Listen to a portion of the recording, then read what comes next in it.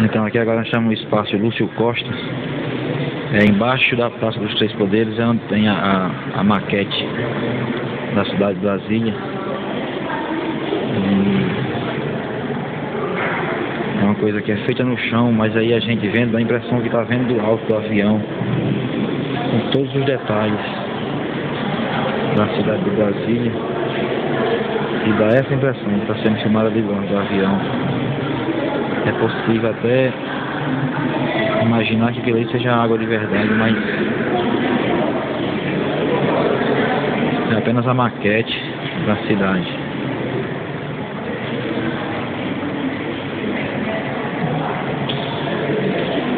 Muito bonito,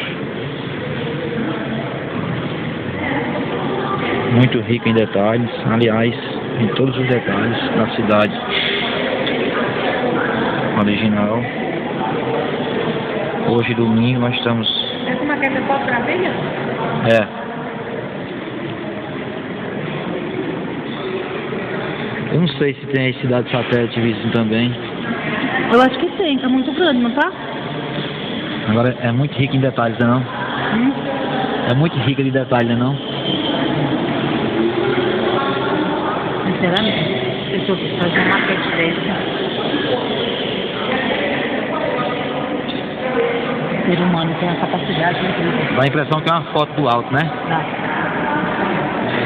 E aqui um pouco mais atrás. Certinho aí. Cada certo. casa em cada lugar, cada Tudo, árvore. cada árvore em cada lugar. Minuciosamente pensado isso aqui. Já tem essa daqui, ó.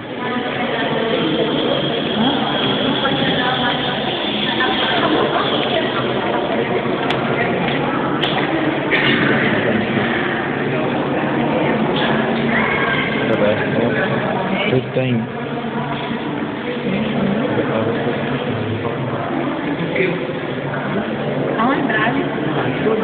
Embaixo que é para o pessoal deficiente visual ter acesso. Em braille, que é o pessoal visual ter acesso.